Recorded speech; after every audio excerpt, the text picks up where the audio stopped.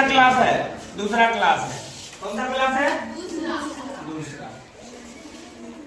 इससे पहले कारक की परिभाषाओं को परिभाषित किया गया था, है ना? तो उसके प्रकारों को बताया गया था। कारक के बारे में क्या बताया था सबसे पहले?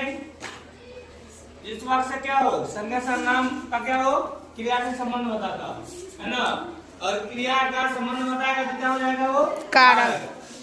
अगर हम प्रकार की बात करेंगे तो प्रकार कितने प्रकार का होता है? 8 प्रकार का। क्या क्या?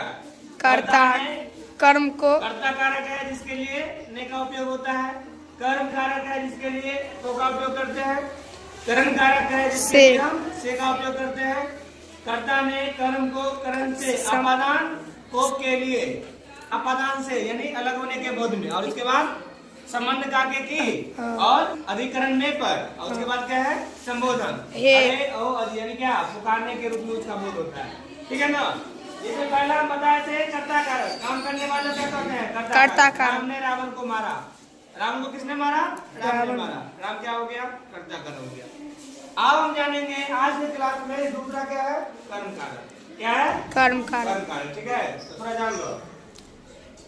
जिस संज्ञा या सर्वनाम पर कर्ता द्वारा यानी कर्ता कोई काम करेगा और उसका प्रभाव उस पर पड़ेगा, दूसरे वाले पे, है ना? किए गए क्रिया का प्रभाव पड़ता है ना? कर्ता जो काम करता है उसका प्रभाव किसी और पर पड़ेगा। जैसे ध्यान दो, राम ने रावण को मारा। राम ने मारा ना, किसको मारा? रावण को। प्रभाव किसको पड़ा? रावण को। परम प्रभाव, तो वही बात है। और ध्यान देना इसमें जो कारक चिन्ह जो होता है क्या होता है? वो होता है, जिसे क्या कहते हैं? कर्म कारक कहते हैं। उदाहरण या जैसे देख लो, ध्यान दो, माँ बच्चे को सुला रही है, तो माँ किसको सुला रही है? माँ हो गया कर्ता। यहाँ पे ये भी बोल सकते हैं, माँ ने बच्चे को सुलाया, या माँ ने बच्चे को सुलाने का काम किया, यानी यहाँ पे क्या छुपा हुआ है? ने छुपा हुआ है। ये हो गया कर्ता, और प्रभाव किस पर पड़ेगा? बच्चे पर। यहाँ तो दिया हुआ है चिन्ह, कारक चिन्ह, तो हो गया बच्चे, हो गया कर्म कारक। राम ने रावण को मारा। राम ने यानी कर्ता ने, रावण को यानी कर्म को, है ना? ये हो गया कर्ता और ये हो गया कर्म, ठीक है? अब ध्यान दो क्या है? अब है करण कारक। करण कारक में क्या है? ये दूरी होने के लिए वो नहीं होता, ये नजदीकियों के लिए होता है। किसके लिए? नजदीकियों के लिए। अब ध्यान दो, जिस वस्तु की सहायता से या जिसके द्वारा किसी काम को क्या किया जाता है? पूरा किया जाता है। किसी काम को पूरा किया जाता है। जैसे ध्यान दो, हम क्या कर रहे हैं? बोर्ड पे चौक से लिख रहे हैं, ये मेरे पास है, और क्या कर रहे हैं? इसके सहायता से हम लिखने का काम कर रहे हैं। जैसे पेन से लिख रहे हैं कॉपी पे, लिखते हैं ना, उसके सहायता से क्या कर रहे हैं? कोई काम को पूरा कर रहे हैं ना? ये क्या किसके लिए हो जाएगा? ये करण कारक के लिए। और इसका कारक चिन्ह क्या है? से है। क्या है? से है।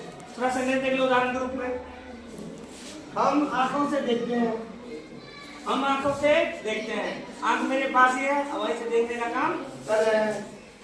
मुझसे यह खाना नहीं सजेगा, हम मिटा देते क्या? मुझसे खाना नहीं सजेगा मतलब क्या? हमसे खाना खत्म होने वाला नहीं है ना? तो मुझसे, है ना, इसका प्रभाव इसी पे पड़ रहा है खाना का। मुझे अपनी कमाई से खाना मिलता है, बात भी तो सही है ना? सबको अपने कमाई का खाना मिलता है, तो कमाई से यानी कौन सा कारक? करण कारक, ठीक है? तो आगे जान